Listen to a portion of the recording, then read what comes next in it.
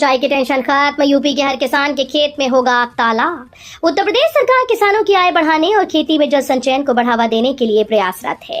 केंद्र और राज्य सरकार लाभकारी योजनाओं, कृषि यंत्रों पर अनुदान, एमएसपी का लाभ समेत अनेक सुविधाओं से किसानों को लाभान्वित कर रही है। इस कड़ी में यूपी सरकार की खेत तालाब योजना किसानों के लिए काफी कारगर साबित हो रही है। हर साल बड़ी संख्या में किसान इसका फायदा ले रहे हैं। एमएसपी पर पहली बार रबी मक्का की खरीद शुरू, किसानों को मिलेगा 2225 रुपए प्रति क्विंटल का भाव। योगी सरकार ने किसानों को बड़ी राहत देते हुए पहली बार रबी सीजन की मक्का फसल को न्यूनतम समर्थन मूल्य पर खरीदने का फैसला लिया है। ये खरीद 15 जून से शुरू हो चुकी है और 31 जुलाई 2025 तक चलेगी। सरकार किसानों से 2225 रुपए प्रति क्विंटल की दर से मक्का खरीदेगी। योगी सरकार इस जिले को बना रही इलेक्ट्रिक वाहन निर्माण का हब, ईवी पार्क का होगा निर्माण। यूपी की योगी सरकार कानपुर को इलेक्ट्रिक वाहनों का हब बनाने जा रही है। कानपुर महानगर विकास विजन 2030 के तहत कानपुर को इलेक्ट्रिक वाहन विनिर्माण का प्रमुख केंद्र बनाने की दिशा में महत्वपूर्ण कदम उठाया। उत्तर प्रदेश राज्य औद्योगिक विकास प्राधिकरण कानपुर के भीमसेन के निकट नई dedicated freight corridor corporation corridor के 500 एकड़ क्षेत्र में एक अत्याधुनिक ईवी पार्क की स्थापना की जाएगी। नोएडा वालों के लिए गर्व की खबर, अंतर्राष्ट्रीय स्तर पर चमका नाम। नोएडा के नागरिकों के लिए गर्व की खबर है। ये गर्व की खबर पूरे गौतम बुद्ध नगर जिले के नागरिकों के लिए गर्व करने वाली खबर है। खबर ये है कि नोएडा कमिश्नरी पुलिस का नाम अंतर्राष्ट्रीय मानकों पर स्थापित हो रहा है। अभी तक नोएडा कमिश्नरी पुलिस के 8 थानों को अंतर्राष्ट्रीय मानक पर खरा उतरने का सर्टिफिकेट मिल चुका है। ये सिलसिला आगे बढ़ते हुए जल्दी ही नोएडा कमिश्नरी पुलिस के 2 और थानों को अंतर्राष्ट्रीय मानक का सर्टिफिकेट मिलने वाला है।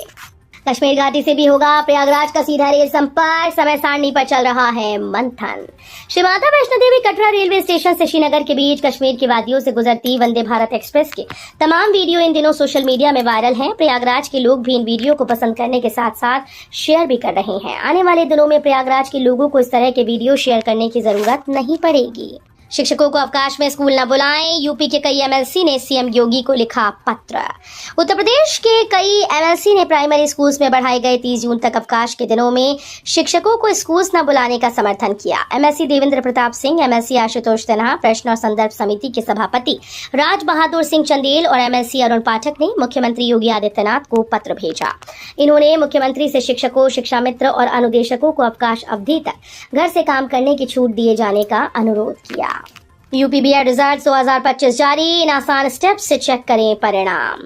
बुंदेलखंड यूनिवर्सिटी झांसी ने उत्तर प्रदेश बीएड संयुक्त प्रवेश परीक्षा 2025 का परिणाम आधिकारिक वेबसाइट पर घोषित कर दिया है। परीक्षा में शामिल हुए अभ्यर्थी अब अपना स्कोर कार्ड यूनिवर्सिटी की वेबसाइट पर जाकर देख सकते हैं।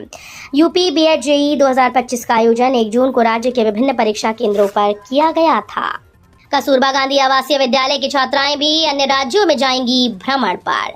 आजमगढ़ जिले के कस्तूरबा गांधी आवासीय बालिका विद्यालयों की छात्राएं अब अन्य राज्यों और शहरों का भ्रमण करेंगी। इस पहल का उद्देश्य छात्राओं को विभिन्न प्रांतों की संस्कृति, भाषा, रहन सहन और प्रसिद्ध स्थलों की जानकारी देना है। ये अवसर उन्हें राष्ट्रीय आविष्कार अभियान कार्यक्रम के तहत प्रदान किया जा रहा है। नर्सिंग ऑफिसर सहित 1479 पदों पर निकली भर्ती, युवाओं के लिए सुनहरा अवसर। अगर आप नर्सिंग या मेडिकल क्षेत्र में करियर बनाना चाहते हैं तो आपके लिए बड़ी खुशखबरी है। संजय गांधी स्नातकोत्तर आयुर्विज्ञान संस्थान लखनऊ ने ग्रुप बी, सी और डी श्रेणी के अंतर्गत 1479 पदों पर भर्ती के लिए शॉर्ट नोटिफिकेशन जारी कर दिया है। ये भर्ती विशेष रूप से नर्सिंग ऑफिसर सहित विभिन्न तकनीकी और प्रशासनिक पदों के लिए की जा रही है। अब यूपी में फलों से बनेगी शराब, पहली वाइनरी शुरू। मुख्य सचिव मनोज कुमार सिंह ने रविवार को मलिहाबाद के गांव जल्लाबाद में प्रदेश की पहली winery ambrosia nature living LLP का शुभारंभ किया। इस अवसर पर मुख्य सचिव ने कहा कि ये पहल प्रदेश में फल उत्पादन और उद्यमिता को बढ़ावा देने की दिशा में एक महत्वपूर्ण कदम होगा। पीजी सीट्स के लिए चिकित्सा शिक्षकों का तबादला रुका, डॉक्टर डीपी शिवहरे और डॉक्टर जयवर्धन का प्रमोशन हुआ। जीएसवीएम मेडिकल कॉलेज के त्वचा रोग विभाग अध्यक्ष डॉक्टर डीपी शिवहरे और फिजियोलॉजी विभाग के डॉक्टर जयवर्धन सिंह का तबादला रुक गया। दोनों चिकित्सा शिक्षक एसोसिएट प्रोफेसर के पद पर पदोन्नत हुए। चिकित्सा शिक्षकों की कमी को देखते हुए बड़ी पीजी सीट्स के मानक को पूरा करने के लिए इन्हें रोका गया।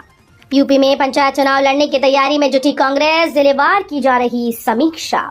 कांग्रेस संगठन सृजन अभियान के जरिए सिर्फ संगठनात्मक ढांचा ही नहीं दुरुस्त कर रही है बल्कि पंचायत चुनाव की तैयारी में जुटी है।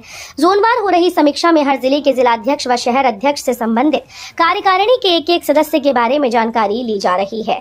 कांग्रेस का मानना है कि पंचायत चुनाव विधानसभा का रिहर्सल है। ये चुनाव पार्टी के सिंबल पर नहीं होता, लेकिन पार्टी के पदाधिकारी पंचायत चुनाव जीतते हैं तो विधानसभा चुनाव के लिए माहौल बनेगा।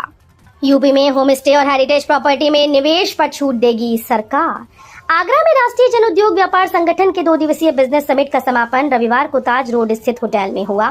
समापन समारोह में प्रदेश के पर्यटन और संस्कृति मंत्री तथा जनपद प्रभारी जयवीर सिंह ने उद्यमियों से पर्यटन के क्षेत्र में निवेश का आह्वान किया। उन्होंने कहा कि 5 कमरों वाले होम स्टे के पंजीकरण पर 25% सब्सिडी दी जा रही है। अब मोबाइल ऐप से मिलेगी छात्रवृत्ति की सुविधा। यूपी के 60 लाख छात्रों को होगा लाभ। अब उत्तर प्रदेश के छात्रों को छात्रवृत्ति के लिए आवेदन करने के लिए लैपटॉप या साइबर कैफे पर निर्भर नहीं रहना होगा। जल्द ही मोबाइल ऐप के माध्यम से छात्र घर बैठे आवेदन कर पाएंगे। इसके लिए नेशनल इंफॉर्मेटिक्स सेंटर को ऐप विकसित करने की जिम्मेदारी दी गई। सरकार की यह डिजिटल पहल करीब 60 लाख छात्रों के लिए राहत बनकर आएगी। कुंभ में 33 की मौत बताई, आंकड़े 82 के आ गए। अखिलेश यादव ने पूछा, बांटा गया कैश किसका? समाजवादी पार्टी के अध्यक्ष अखिलेश यादव ने कुंभ भगदड़ में मारे गए लोगों को लेकर एक बार फिर से सोमवार को योगी सरकार पर हमला बोला। अखिलेश ने मुख्यमंत्री योगी आदित्यनाथ का नाम लिए बगैर कहा कि जो लोग दावा करते थे कि कुंभ में 33 की जान गई, अब तो 82 की मौत के आंकड़े आ गए। अखिलेश ने कहा कि अब भी सरकार कई चीजें छिपा रही है, अभी भी सच्चाई सबके सामने नहीं आई है। अखिलेश ने सवाल किया है कि सरकार क्या कर रही थी। कहा कि मुआवजा न देना पड़े इसलिए आंकड़े छिपाए गए। अकबरपुर की जगह श्रवणधाम, सीएम योगी ने बदला नाम। मुख्यमंत्री योगी आदित्यनाथ ने सोमवार को अंबेडकर नगर को करोड़ों की सौगात दी। अंबेडकर नगर के कचेरी में आयोजित एक समारोह में जिले के विकास के लिए 1184 करोड़ रुपए की 194 विकास परियोजनाओं का लोकार्पण और शिलान्यास किया। इस मौके पर उन्होंने जनप्रतिनिधियों की मांग पर विचार करते हुए कहा कि अकबरपुर बस स्टैंड का नामकरण श्रवणधाम बस स्टैंड करने की घोषणा की है। कहा कि ये नामकरण श्रवणधाम की सांस्कृतिक और ऐतिहासिक महत्ता को सम्मान देने का प्रयास है, जो मात्र पितृभक्ति का प्रतीक है। यूपी में बिजली का महाकरंट, इतिहास में कभी नहीं बढ़े इतने दाम। उत्तर प्रदेश में बिजली उपभोक्ताओं पर एक बार फिर से आर्थिक बोझ बढ़ने की संभावना है। Uttar Pradesh power corporation limited ने बिजली दरों में भारी बढ़ोतरी का प्रस्ताव नियामक आयोग के समक्ष दाखिल किया। इस प्रस्ताव के अनुसार ग्रामीण क्षेत्रों में बिजली दरों में 45% और शहरी क्षेत्रों में 40% की वृद्धि की जा सकती है।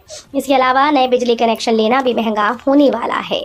नोएडा सेक्टर 62 से साहिबाबाद तक चलेगी मेट्रो, 16वें वित्त आयोग की फंडिंग से होगा विस्तार।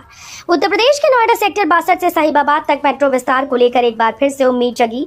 इस बार गाजियाबाद डेवलपमेंट अथॉरिटी ने फंडिंग पैटर्न का झंझट खत्म कर दिया। सीधे 16वें वित्त आयोग से इस मेट्रो प्रोजेक्ट के लिए फंड की डिमांड की गई। इसका प्रस्ताव बनाकर शासन को भेजा गया। उम्मीद है कि यहां से फंडिंग होगी। जीडीए ने कुल 2441 करोड़ रुपए का प्रस्ताव।